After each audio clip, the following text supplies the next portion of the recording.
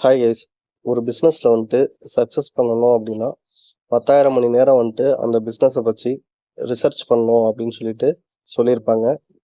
So நான் கடந்த ஒரு 10 வருஷத்தில் பார்த்தீங்கன்னா ஒரு ஸ்ட்ராட்டஜி எடுத்து நம்ம ட்ரேட் பண்ணோம் அப்படின்னா அதுக்காக 2-3 நாள் உட்காந்து பேக் டெஸ்ட் வந்துட்டு எடுத்து பார்ப்பேன். அந்த பேக் டெஸ்ட் எடுத்து பார்க்கும் பொழுதே அந்த செட்டப் வந்துட்டு சக்ஸஸ் ஆகுமா ஃபெயிலியர் ஆகுமான்னு தெரிஞ்சிடும். ஸோ அதை வச்சுட்டு தான் நான் வந்துட்டு பேக்கப் டேட்டா வந்துட்டு எடுத்திருக்கேன். இப்போது மார்னிங் வந்துட்டு ஒரு 5 மினிட்ஸ் கேண்டில் முடியட்டும். அந்த கேண்டில் வந்துட்டு ரெட் கலராகவும் இருக்கலாம், க்ரீன் கலராகவும் இருக்கலாம், எது வேணால் இருக்கட்டும். அந்த 5 மினிட்ஸ் கேண்டில் முடிஞ்சதுக்கப்புறம் தான் வந்துட்டு நம்ம ரவுண்ட் ப்ரைஸ் அல்லது ஸ்ட்ரைக் ப்ரைஸ் வந்துட்டு நம்ம மார்க் பண்ண போகிறோம். அப்படி மார்க் பண்ணிட்டோன்னு வச்சுக்கோங்களேன்.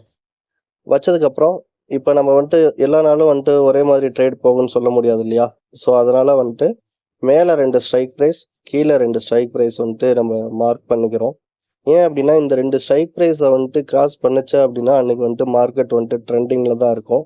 அதோட எக்ஸாம்பிளும் வந்துட்டு நம்ம பார்க்க தான் போகிறோம். ஸோ எல்லா இடத்துலையும் நம்ம போய் பை பண்ணுறது செல் பண்ணுறதுக்கு இந்த மாதிரி நம்ம வந்துட்டு ஒரு ரெஃபரன்ஸ் பாயிண்ட்டை வந்துட்டு நாமளே வந்துட்டு க்ரியேட் பண்ணிக்கிறோம். இந்த நான் வந்துட்டு பிளாக் கலரில் மார்க் பண்ணியிருக்கிறது வந்து அந்த மார்னிங் 5 மினிட்ஸில் வந்துட்டு கேண்டில் வந்துட்டு பெருசாக இருக்கலாம், சின்னதாக இருக்கலாம். ஸோ அதனால் அதெல்லாம் விட்டுடலாம். நம்ம மேலே டாப்லேயும் பாட்டமில் இருக்கிறத மட்டும் எடுத்துக்கலாம். ஸோ ஒரு எக்ஸாம்பிள் பார்த்தீங்க அப்படின்னா இது வந்துட்டு நிஃப்டியில் ரீசெண்டாக நடந்தது. மார்னிங் ஓப்பன் ஆகிட்டு பாருங்கள், மேலே வந்துட்டு இந்த இதில் பார்த்தீங்கன்னா இமிடியேட்டாக வந்துட்டு டவுன் சைடே வந்துட்டு ஒரு என்ட்ரி கிடச்சிருக்கும், அதாவது பையிங் என்ட்ரி வந்துட்டு கிடச்சிருக்கும். ஃபஸ்ட்டு ஸ்ட்ரைக் ப்ரைஸ்லேயே வந்துட்டு ரிவர்சல் ஆகிருக்கும். தென் பார்த்தீங்கன்னா மேலே உள்ள ஃபஸ்ட்டு ஸ்ட்ரைக் ப்ரைஸ்லேயே வந்துட்டு மார்க்கெட் வந்துட்டு ரிவர்ஸ் ஆகி நல்லாவே வந்துட்டு கீழே வந்திருக்கும். ஸோ ஃபஸ்ட்டு ரிவர்சல் ஆன உடனே வந்துட்டு நம்ம ட்ரேட் எடுக்கலாமா அப்படின்னா அதை வந்துட்டு நீங்கள் தான் வந்துட்டு கன்ஃபார்ம் பண்ணணும். ஏன் அப்படின்னா ஃபஸ்ட்டு ரிவர்சலில் எந்த அளவுக்கு சக்ஸஸ் ரேஷியோ இருக்குது, இல்லை செகண்ட் டைம் வந்துட்டு ரிவர்சல் ஆகுது அப்படின்னா அதில் எந்த அளவுக்கு சக்ஸஸ் ரேஷியோ இருக்குதுன்னு நம்ம வந்துட்டு கேல்குலேட் பண்ணால் தான் அதுக்கு தகுந்த மாதிரி வந்துட்டு ப்ராஃபிட் அண்ட் டார்கெட் வந்துட்டு ஃபிக்ஸ் பண்ண முடியும். நான் எப்பயுமே வந்துட்டு 50% தான் டார்கெட் வச்சுப்பேன், 25% வந்துட்டு ஸ்டாப் லாஸ் வந்துட்டு வச்சுப்பேன். ஸோ இப்போ இந்த இதில் வந்துட்டு இப்போ இந்த 3வது ஸ்ட்ரைக் ப்ரைஸ் இருக்கு இல்லைங்களா, இந்த 3வது ஸ்ட்ரைக் ப்ரைஸை கிராஸ் ஆகிடுதுன்னு வச்சுக்கோங்களேன். அப்போ வந்துட்டு நம்ம ரிவர்சல் ட்ரேடு செட்டப் வந்துட்டு எய்ம் பண்ணக்கூடாது. அந்த ரிவர்சல் ட்ரேடு செட்டப் வந்தாலுமே வந்துட்டு அது ஃபெயிலியர் ஆகிறதுக்கான வாய்ப்புகள் வந்துட்டு ரொம்ப ஜாஸ்தியாக இருக்கும். ஸோ இப்போ இந்த 3வது ஸ்ட்ரைக் ப்ரைஸை கிராஸ் பண்ணிவிட்டு இமிடியேட்டாக மார்க்கெட் போகுமா அப்படின்னா போகிறதுக்கும் வாய்ப்புகள் இருக்குது, நான் இல்லைன்னு சொல்லலை. பட் நம்ம என்ன பண்ணலாம் அப்படின்னா வெயிட் பண்ணி அந்த மிடில் ஸ்ட்ரைக் ப்ரைஸ்க்கு வந்துட்டு வருதான்னு பார்த்துட்டு அப்போ வந்துட்டு நம்ம பை சைடு வந்துட்டு எடுக்கலாம்.